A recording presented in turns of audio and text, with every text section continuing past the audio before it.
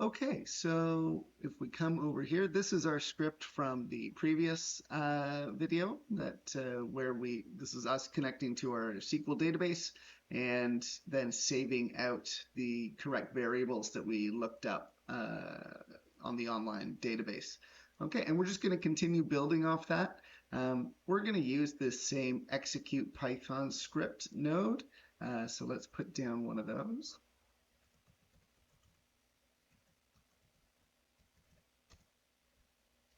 Okay. And we know we're going to need a few inputs on this node. So we know we're going to need to pass it our end frame variable. Okay. We know we're going to need to pass it our package path variable. And we're also going to pass it our actor01 variable. And we're going to take our shot name and we're going to format it correctly before we create it. So we're going to put in a sequence name here as well. If you remember what we pulled back from the database was actually just the specific shot code. You could have a database that is storing the appropriate sequence names as well, but in this script we're going to be adding that in before we actually generate it in Unreal, and that's mostly because if you were using depending on how your pipeline is set up, or if you're using different softwares that are storing and organizing their scene structures a little bit differently, this might be different from, say your Maya setup or your Houdini setup to your Unreal setup. They all might handle this particular step in the organization slightly differently. So we're going to do it inside Unreal for an organization that works within the content browser, the Unreal content browser specifically. Okay, so we've got our inputs all set up. We don't need any outputs for this, but we can go ahead and we know we're going to get this, we're going to get this, we're going to get this, and okay, so we can just go ahead and plug these in here. Oh, I grabbed this twice. We don't need that. We need this. There we go. Okay. Get those set up. And okay. And we have our shot name. Okay, but we're going to need another variable. And we're going to call this sequence name. And we're going to set that here.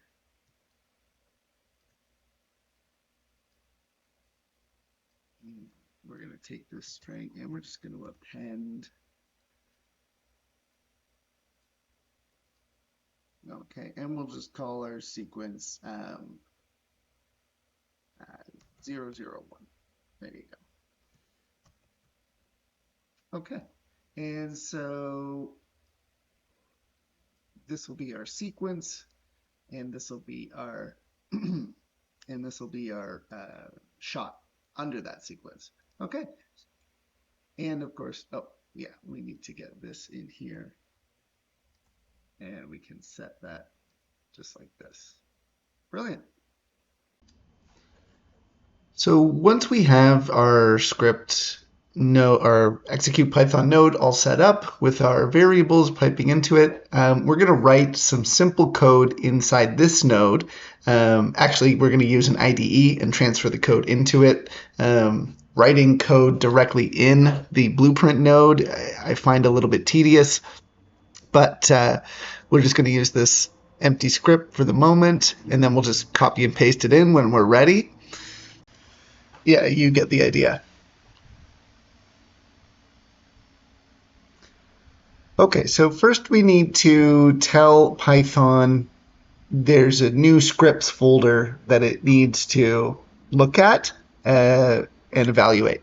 So I have my scripts here just on the network. This is the script we're going to be calling the function on shortly. So first we'll import, we got sys.path.append, and then in quotations we can paste our path.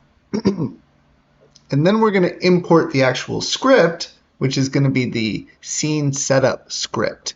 And this is where our function will actually live. It's blank at the moment, but this is where it will exist. And one more thing we're going to import is a reload function. If we were trying to set up multiple shots at once, Python would only trigger this script one time. So to make it reloadable, we're going to import lib, and then import lib.reload, and then our script name. And that will just allow us to refire the script after it completes running through the initial time. Once that is done, then we can actually define, well, here we're just going to call our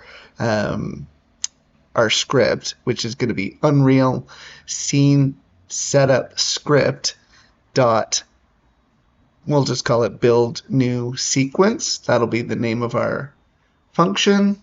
And we know we're going to need to pass it in these variables that we've defined in the blueprint. So we're going to need our end frame. We're going to need our package path. We're going to need our actor 01 and our sequence name. We can simply highlight all of this, copy it, and paste it into our node. All right, so we have pretty much everything set up inside of our blueprint here, and now we can write our actual script. And let's go over to this blank Python. We're going to need to import Unreal. That's a good start. And we're going to print just a quick message that says we're starting the script. So let's map out what we need to do. We need to create a level sequence. We need to open the sequence. We need to edit its parameters. We need to create a spawnable camera and spawn an actor. So first, we're going to need to define our function. We'll use build new sequence. That's what we named it in our scripts. And we need to pass in our arguments or variables. So end frame, package path, actor 01, and sequence name with a colon here. Let's bring our markers down here and create a sequence. We can call asset tools, and that's going to be equal to unreal.assetTools helpers, and then we can simply get asset tools. With that done, we can create our level sequence using the asset tools. So unreal.assetTools, create asset. And you can see the arguments it's looking for: an asset name, a package name, an asset class, and a factory, which we'll get to.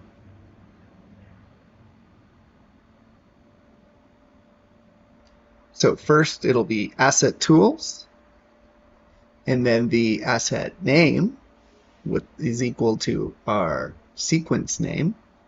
The package path is equal to our package path variable. The asset class is an unreal.levelSequence class. And the factory is an unreal.levelSequenceFactoryNew. And we'll just organize these a bit. The factories are what create new assets inside of Unreal. There's many different types, but we're using the level sequence, obviously. Now that we've created the sequence, we need to open it so we can set parameters in it. And for that, we can use the editor blueprint library and just call open level. So unreal.levelSequence editor blueprint library, and this has a function open level sequence. And all we do is pass in a level sequence, which we have as a variable up here. Just like that. Now that we have our sequence open, we can change its parameters or operate on it. And to change its frame rate, we're actually going to create a frame rate object inside Unreal, and then we can point the set display rate to that object. So frame rate equals unreal.framerate, and we're going to put a numerator and a denominator in here. The frame rate is just really going to be equal to the numerator, and the denominator should always be 1. I'm not sure when you would ever change that. So numerator equals 24, and denominator will be 1. So this will give us 24 FPS. And then once we have that set, we can actually set the level sequence display rate. So set display rate, and we can pass in our frame rate object. Okay. And then finally, we're also going to set our frame length or end frame. And that's pretty easy. We can just say level sequence dot set playback end, and then our end frame, which we pulled from the SQL database and saved in our end frame variable. You could change the start frame as well, but it defaults to 0, which I think is good normally, but if you needed to, you could add handles and say there was 10 or 18 frame handles, but we don't need to worry about that. Okay, next we're going to spawn in a camera using the level sequence editor subsystem.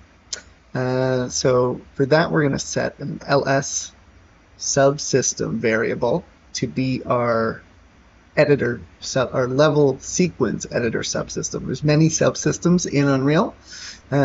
So if we do unreal.get editor subsystem, we just pass in which one we're looking for. So we're looking for the unreal.level sequence editor subsystem here. And then that has a member function create camera. So we're camera ls subsystem dot create camera. And we just need to pass in a Boolean if that's true or if it's spawnable or not. And we're going to say true. So that'll be a spawnable camera. And now we can just work on spawning our actor. So first we'll need to get a reference to the actor class that we want to spawn. And in order to do that, we can create an actor class variable.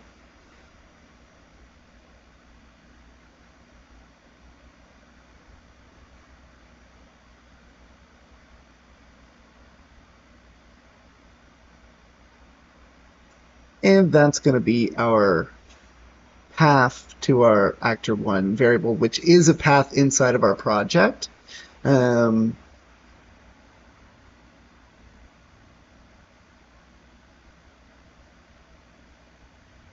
so if we do unreal.editorAssetLibrary, then we can say load blueprint class. And you can see here we need to pass in an asset path. And that's going to be our actor01, which was a path. It's a string which contains a path inside of our SQL database.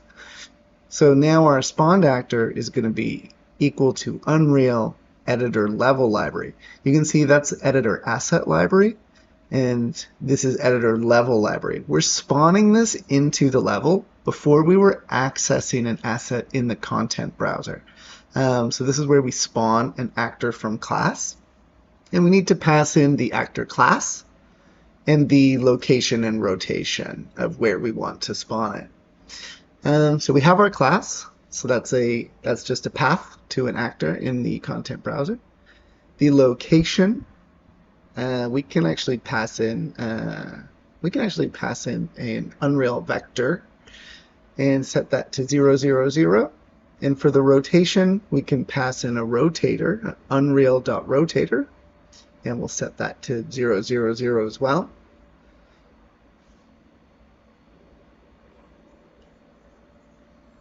And just organize those a little bit so you can see all of it.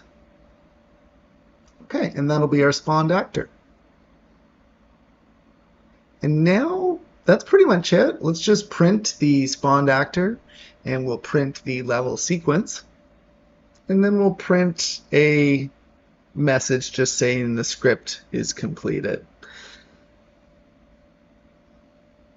and build sequencer script. Great.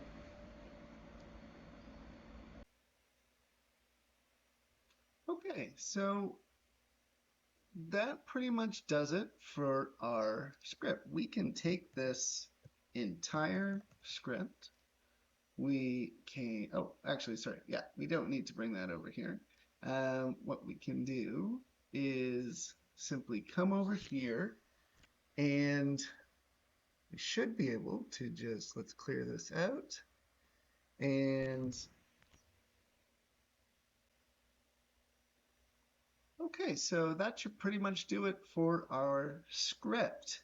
The last thing I want to do is let's just go back to our SQL database here and we'll double check what exactly we're looking for. So of course we're looking for our 123 frame sequence.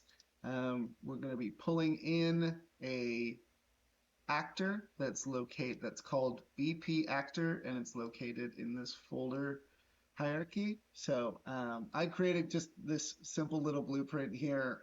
BP actor. I mean, there's nothing in it. It's just two static meshes and a light. So this is our actor character that we're going to be spawning in, but of course that can be anything. And what else was there? Sorry, here. And then we're looking to spawn our package path at game/ABC. And we're actually going to update that. I don't want to spawn it directly under the content folder. So we're going to add a subfolder in there. So we can just come down here and update Python demo, which remember that's the name of our table inside of our database. So update table set. We're going to go package path equal to, I actually want this to be slash game slash, we're just going to go seq for sequence, and then we're going to go ABC. So that's going to be our value, and where shot name equals ABC. Okay, that should do it. All right, and now we check this again. Okay, great. So there we go. We've got our updated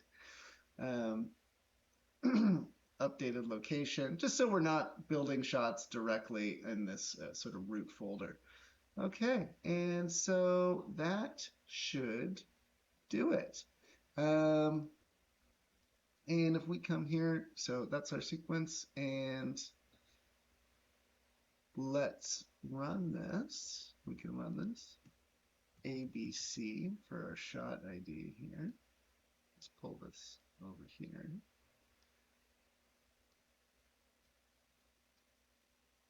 And we'll build the sequence. And we're getting an error. Syntax error. While scanning. Syspath append. Oh, okay. Yeah. So, okay, because we copied this out of Windows Explorer, these slashes are actually wrong. So we have to come in here. We just need to come in here and change these. This.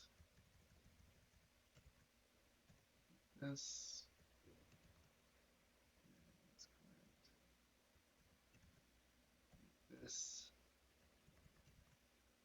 This. Like this. And like that. Okay. So save that. Let's try this again. clear our log and build our sequence. Okay, look at that. So we've got here, let's minimize this. We've got our sequence. It's set to 123 frames. We've spawned in our camera actor in our content browser. We've got a new sequence folder with an ABC sequence. And then, of course, we've got our ABC shot ID and then the the master sequence that it's part of. And seems like we're having trouble spawning in our actor.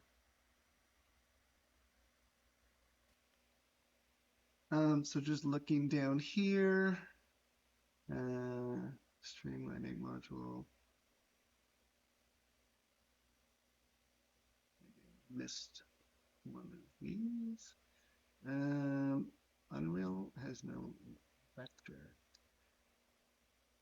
Let's go back and take a look at that. And I also just want to check that these are all facing the right way, which they appear to be. Okay, so let's check out our code. It's no attribute. Module is no attribute vector.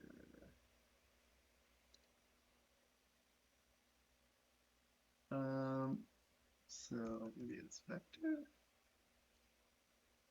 Oh, yeah. Okay. So, all right. So apparently that needs to be capitalized. Make sure you capitalize the vector, just like the rotator here. But then you can see these values populated to X, Y, and Z. So now, save that. And let's come back over here. Save. Let's clear this log. And let's actually just get rid of all of this stuff, and we'll start from scratch. And let's get rid of that. Browser. We still got our actor in the right place. Okay. And let's build sequence again on ABC. All right, now there we go. Okay, so we have our actor being spawned in. We have our level sequence being created with our camera. We've set the frame rate to 24 FPS as opposed to the default 30. We've set our frame rate to be 123 frames per second. And we've got our actor and our camera spawned in. And then if we come to the content browser here, of course we have our folder, SEQ, ABC, and then our shot 001 ABC. So that's a really good, quick script that an artist can run, pulls in a bunch of assets that they might need. And of course, you could expand on that. You can make actor 01 to an array of actors and then iterate through it and spawn them all in. You could make a series of tick boxes or drop downs here as part of the editor utility widget, and it could sort of pull each one of those and spawn them in if they were populated. So there's a lot more you could build on this, but these are the sort of the core functionality that you might need. You can create a sequence, create an asset, create any asset really. In our case, a sequencer. Modify the parameters. Create that asset in the appropriate location inside your project so that people don't have to go and manually, move assets into the right folder and say, okay, I want to create a new folder here called, DEF. And the more manual anybody has to do this, the more chances it's going to be done sort of incorrectly at some point. But also more than that, now that you have this set up, you're going to save everybody on your team a lot of time. especially over the length of a large project. Or multiple projects. I mean, this code, because we've stored it in an offline script, it's going to be reusable from project to project. Um, yeah, so anyways, if you have any questions, let me know in the comments. If you like this little workflow, yeah, let me know that in the comments too. All right, thanks a lot, everybody. Have a good day. Bye.